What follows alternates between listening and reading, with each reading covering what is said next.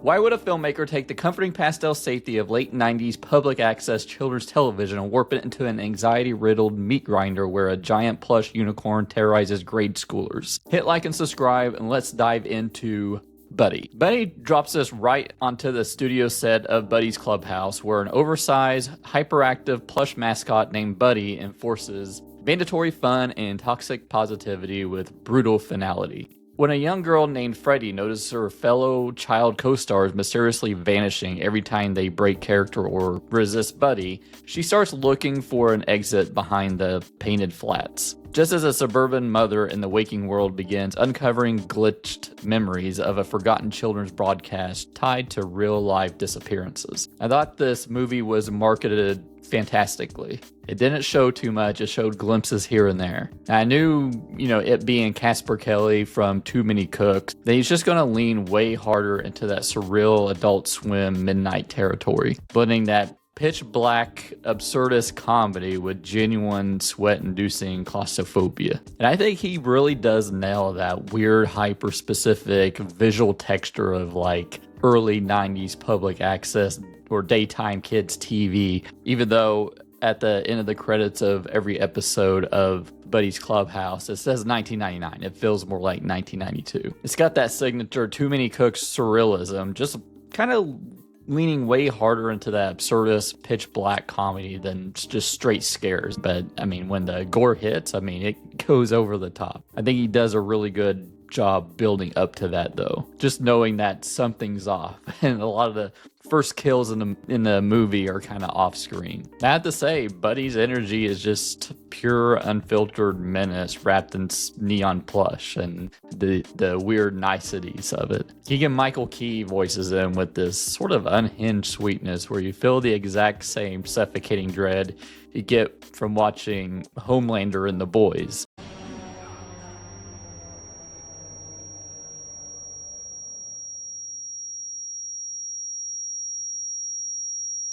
At a certain point, it's like every kid is just walking on eggshells in this show, desperately forcing a smile because they know one wrong facial expression will trigger a violent outburst from Buddy. And as I say, it kind of eases into it because the beginning of the show, it's like opening sketches as like 3 distinct episodes that get progressively more chaotic and blood-soaked. And I think it works brilliantly to build early dread. You have these kids forced to sing these forced education songs, slowly derailing into like panic survival, and it really just establishes Kelly's warped internal logic right off the bat. I have to say that it's pretty refreshing and sort of genuinely shocking to see like modern horror completely throw out the traditional plot armor for child actors. There's so much child death in this.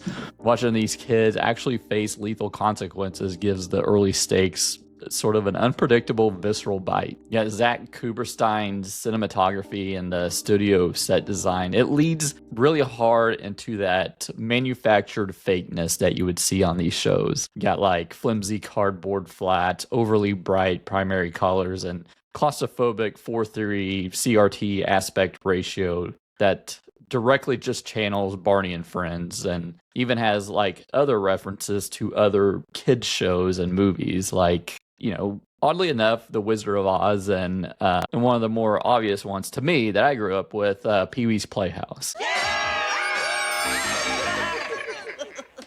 Good screaming, everybody.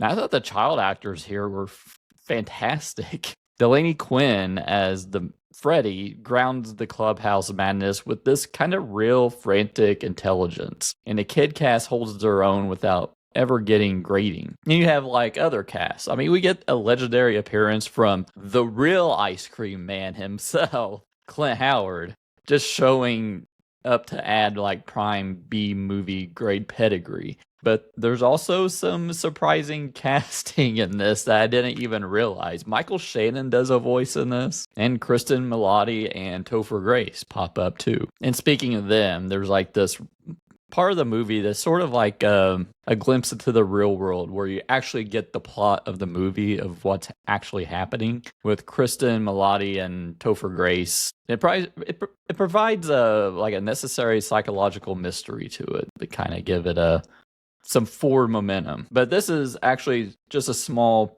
part of the movie. It doesn't really take too long in the real world. So my only gripe with this is that even running at like a lean hour and a half, the core broadcast gag, starts to run low on fuel around the middle of Act 2 with a little bit of like pacing issues. This is a concept that's stretched pretty thin, I have to admit, especially once the novelty of the parody settles. It's sort of a repetitive cycle of set routine shows some narrative strain before the external escape kicks into gear. So this premiered in the midnight section of Sundance 2026, and word of mouth immediately blew up around the film's refusal to protect its child characters and Keegan-Michael Key's vocal range, flipping from cheerful educational host to guttural monster on a dime. I have to mention Boulder Light and Creature FX machinery. It's backed up by the powerhouse team behind Barbarian and Late Night with the Devil, and Kelly paired with practical animatronic designers to make Buddy a terrifyingly tangible physical presence rather than a cheap digital asset. And that intense festival reaction triggered an immediate distribution battle with Roadside Attractions and Saban Films teaming up to bump the theatrical rollout forward into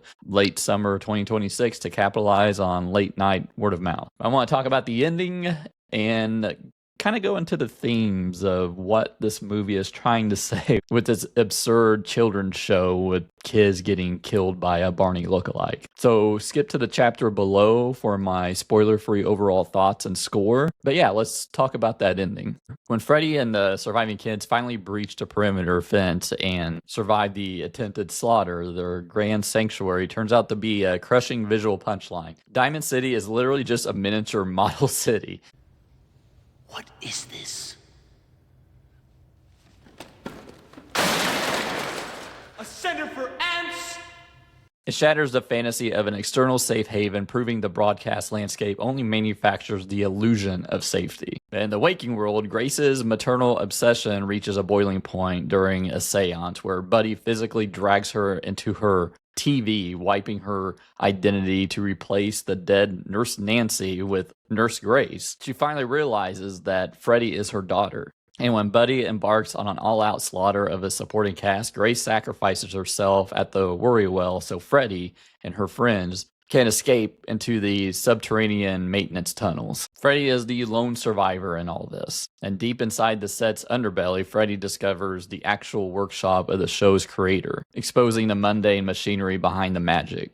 During the frantic backstage chase, Strappy, the talking backpack, trips Buddy, sending the maniacal plush face first into the metal mailbox Freddy hauled with her, impaling the mascot for good. Freddy reaches this eerie room lined with live, real-world broadcast. Freddy dives headfirst through the screen. Instead of a tearful family reunion, she crashes into the living room of a complete random Spanish family sitting down for carne asada. The moment she crosses into reality, the magic instantly breaks.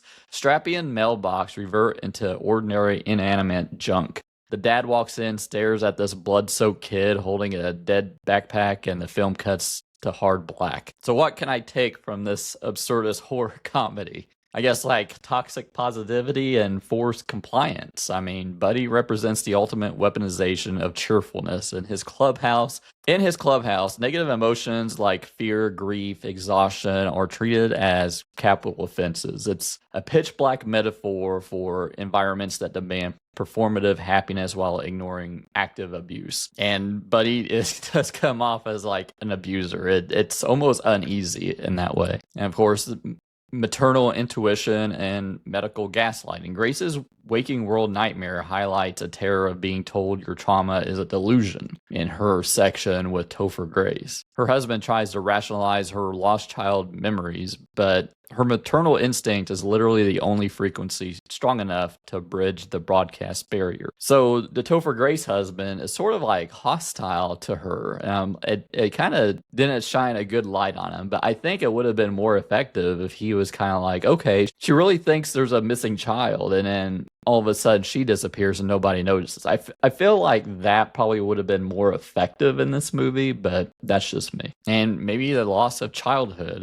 We're talking props dying the second they hit reality underscores the bittersweet nature of escaping the fantasy. Sentience only exists within the broadcast illusion. Growing up and escaping the trauma means leaving the comfort of that imaginary companionship behind forever. And of course, the eldritch broadcast entity. It seems like a lot of fans look at this through the lens of Casper Kelly's Too Many Cooks continuity, viewing the clubhouse as a self-sustaining psychic entity that traps its victims in a loop. The film plays on the predatory nature of nostalgia, turning comforting retro media into an inescapable brainwashing trap. Buddy isn't trying to reinvent psychological dread, but as an unapologetic pitch-black midnight comedy disguised as a 90s children's broadcast, it delivers the goods. Keegan-Michael Key's unhinged vocal performance, the fearless willingness to throw kid characters into genuine peril, and Casper Kelly's signature surrealist absurdity makes this a blast for cult horror fans and